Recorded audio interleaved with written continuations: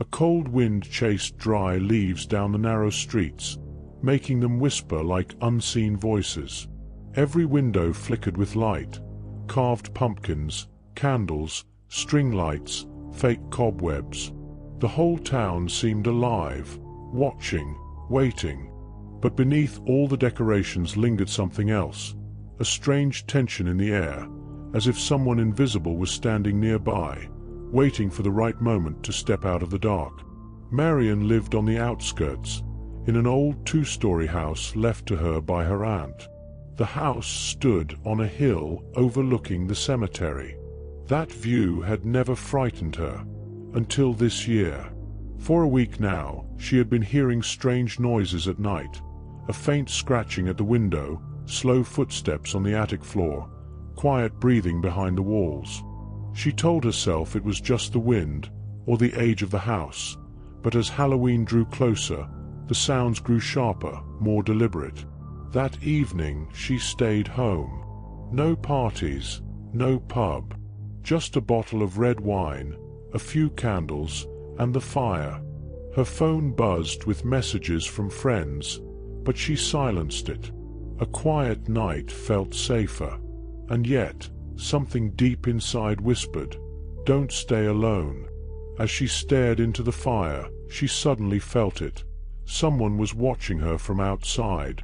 Not walking by, standing still. She turned her head, but saw only darkness broken by the faint glow of a street lamp. Yet, in the reflection of the glass, she thought she saw a shadow flinch and step away. She shivered. Probably just a trick of light. Still, her hand trembled slightly as she poured another glass of wine and went upstairs to close the windows. At the last window, the one facing the graveyard, she noticed a small handprint on the glass. Thin, delicate, like that of a child. But no one was outside. She wiped it with her sleeve, but the mark didn't fade. It was on the inside. By midnight, the wind howled through the chimney. The old house creaked and sighed. Somewhere a door slammed, though every room was locked. Marion decided to check the attic. The air was heavy with dust and rot. In the corner stood an old wooden chest. She could have sworn it used to be nailed shut, but now the lid was slightly open. Inside were faded photographs, a blind-eyed doll, and a diary with yellowed pages. The first entry read, October 31st. I see her again. She comes to the glass and asks me to let her in. The handwriting trembled across the page. Her Aunt Agnes, the house's previous owner, had written about nightly visitations. A girl with pale skin and white eyes who appeared outside the window, whispering, I'm cold. Please, let me in. Marion turned the page. She doesn't want to stay outside anymore. Tonight I'll open the window. The next page was blank. She felt the chill crawl down her spine. Then, from under the chest, came a faint thud. Something hit the floor from below. She leaned closer and shone her flashlight. The floorboard was cracked. From the gap, a torn piece of white fabric peeked out, like a burial shroud. She couldn't sleep that night. There were footsteps in the hallway, rustling beneath the bed, breathing behind the walls.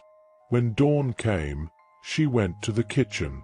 On the window again, a handprint, 2 this time, and scratched beside it, faint but visible. Open. Marion covered the glass with newspapers and tried not to look. But when night returned, the noises grew louder, knocking, scraping, whispering through the cracks. She turned on the music, but the sound suddenly died, as if someone had pulled the plug from the wall. Then came silence. That thick, heavy silence where you can hear your own heartbeat. And in it, a sound. A child's laughter. Soft, breathy, close. Coming from the living room. Marion crept to the door. The fire in the fireplace was dying. On the floor sat the doll from the attic, facing the window. Its empty sockets reflected the flame. Marion stepped back, and the window cracked. A long, slow, splintering sound, as if a fingernail was dragged along the inside of the glass. Then, all still. The next morning, she decided to leave. She packed quickly, but the front door wouldn't open. The key wouldn't turn. The windows were stuck tight, as though the frames had fused to the walls. She heard movement upstairs. Footsteps, measured, deliberate, slowly descending the staircase. The wooden steps groaned one by one. Something was breathing heavily, almost sighing. Marion grabbed the doorknob and pulled. Nothing. She ran to the window, tore away the newspapers, and froze.